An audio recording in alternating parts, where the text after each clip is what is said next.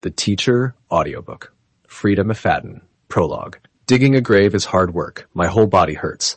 Muscles I didn't even know I had are screaming with pain. Every time I lift the shovel and scoop out a little more dirt, it feels like a knife is digging into a muscle behind my shoulder blade. I thought it was all bone, but clearly I was wrong. I am acutely aware of every single muscle fiber in my whole body, and all of them hurt. So much. I pause for a moment, dropping the shovel to give the blisters popping up on my palms a bit of relief. I wipe sweat from my brow with the back of my forearm. Now that the sun is down, the temperature has plunged below freezing, judging by the frost on the ground. But I stopped feeling the cold after the first half hour. I took my coat off almost an hour ago. The deeper I go, the easier it gets to dig. The first layer of dirt was almost impossible to break through, but then again I had a partner to help me back then. Now it's just me. Well, me and the body. But it won't be of much help. I squint down into the blackness of the hole. It looks like an abyss, but it's actually not much deeper than 2 feet. How deep do I have to go? They always say 6 feet under, but I assume that's for official graves, not for unmarked ones in the middle of the woods. But given nobody can discover what is buried here, deeper might be better. I wonder how deep a body needs to be buried before the animals can't smell it. I shiver as a gust of wind cools the layer of sweat on my bare skin. With every passing minute, the temperature continues to drop. I've got to get back to work. I'll dig a little bit deeper, just to be safe. I pick up the shovel once again, and the sore spots in my body all fight to be the center of attention. Right now, my palms are the clear winner. They hurt more than anything. What I wouldn't give for a pair of leather gloves. But all I've got is a pair of big puffy ones that made it hard to grip the shovel. So I've got to make do with my bare hands, blisters and all. When the hole was shallow, I was able to dig without climbing in.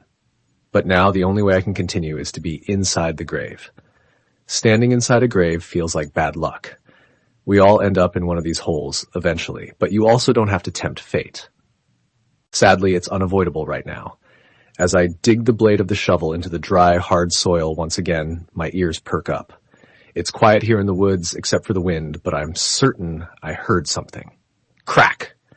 There it is again. It almost sounds like a branch snapping in half, although I can't tell if it was coming from behind me or in front of me. I straighten up and squint into the darkness. Is somebody here? If there is, I am in deep, deep trouble. Hello? I call out, my voice a hoarse whisper. No answer. I grip the shovel in my right hand, listening as hard as I can. I hold my breath, quieting the sound of air entering and leaving my lungs. Crack! It's another branch, snapping in two. I'm sure of it this time. And not only that, but the sound is closer than last time. And now I hear leaves crunching. My stomach clenches. There's no way I can talk my way out of this one. There's no way I can pretend it's all one big misunderstanding. If somebody spots me, it's over. I'm done. Handcuffs snapped on my wrists, a police car with sirens wailing, life in prison without chance of parole, all that jazz. But then in the moonlight, I catch a glimpse of a squirrel darting out into the clearing. As it scurries past me, another twig snaps under the weight of its small body. As the squirrel disappears into a clearing, the woods descend back into deadly silence. It wasn't a person after all. It was just a wild animal. The sounds of footsteps were just scampering little paws. I let out a breath. The immediate danger is gone, but this is not over, far from it. And I don't have time to take a break. I have to keep digging. After all, I have to bury this body before the sun comes up. Part 1, Chapter 1.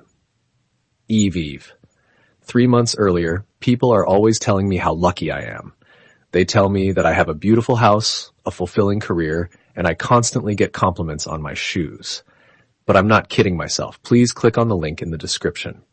Dear book lover, wonderful person, to listen to the entire book, please click on the link in the description. Please click on the link in the description. Dear book lover, wonderful person, to listen to the entire book, please click on the link in the description.